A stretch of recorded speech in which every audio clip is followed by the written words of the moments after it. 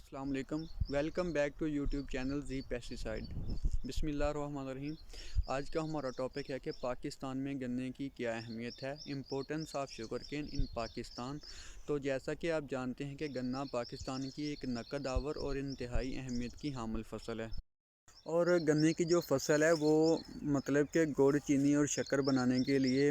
کہ فصل اگائی جاتی ہے۔ اور پاکستان گنا پیدا کرنے والا دنیا کا 5واں بڑا ملک ہے، اور چینی کے حساب سے اگر دیکھا جائے تو دنیا کا 6واں بڑا ملک ہے۔ اور اگر دیکھا جائے تو چینی کا استعمال کیا ہے، تو چینی کے استعمال میں دنیا کے 8ویں نمبر پر ہے پاکستان۔ اگر پاکستان میں گنے کی کاشت رقبے کے لحاظ سے اندازہ لگایا جائے تو یہ 1.2 ملین ہیکٹر رقبے پر کاشت ہوتا ہے، جو کہ باقی ممالک کی نسبت بہت کم رقبے پر کاشت ہوتا ہے پاکستان میں گنا۔ اور تقریباً 90 شوگر ملوں کے لیے خام مال مہیا کرتا ہے یا فراہم کرتا ہے۔ اور چینی کی جو صنعت ہے وہ ٹیکسٹائل کے بعد ملک کی دوسری بڑی زراعت پر مبنی صنعت ہے۔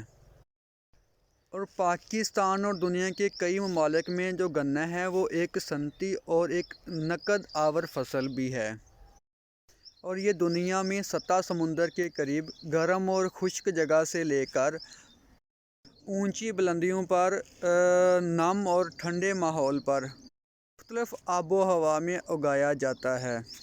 اور ہمارے پاکستان میں جو گنے کی پیداوار ہے وہ دنیا کے دیگر ممالک کی نسبت بہت کم پیداوار ہے، کیونکہ پاکستان میں جو گنے کی پیداوار ہے وہ باقی ملکوں کی نسبت بہت کم آتی ہے۔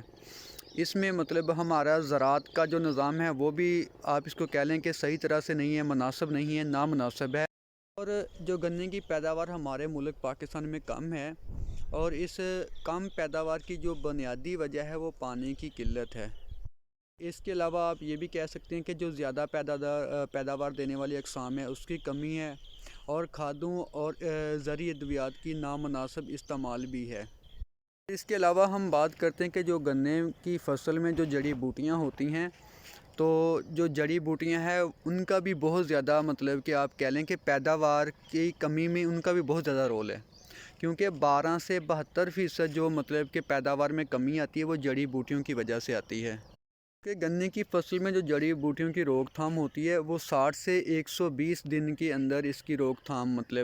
ہوتی ہے۔ اس کے بعد اگر اس کو کنٹرول کریں گے تو عارضی طور پر کنٹرول ہوگی، بالکل تلف نہیں ہوگی۔ اس لیے کوشش کریں کہ جب کماد کی فصل لگائیں تو اس میں جو جڑی بوٹیاں ہیں ان کا روک تھام کے لیے 100% اس کا بندوبست کریں،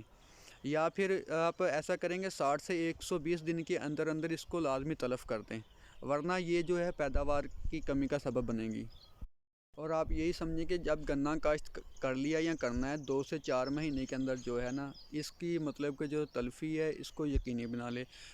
جو جڑی بوٹیاں اس کو کہ پوری طور پر ختم کر لیں اپنے کھیت میں اگر اچھی پیداوار لینی ہے تو۔ اور چینی کی پیداوار کے علاوہ گنا متعدد کہ مصنوعات کی تیاری میں، قیمتی مصنوعات کی تیاری میں بھی اس کا کہ بہت زیادہ رول ہے، جیسا کہ دوا سازی کی صنعت میں استعمال ہونے والی الکحل، ایندھن کے طور پر استعمال ہونے والا ایتھنول، اور جو گنے کا پھوک جس کو ہم عام زبان میں چورا کہتے ہیں، وہ رس نکالنے کے بعد کہ کاغذ بنانے، چپ بورڈ اور شیٹ وغیرہ بنانے کے کام آتا ہے۔ اور گنے کی مڈ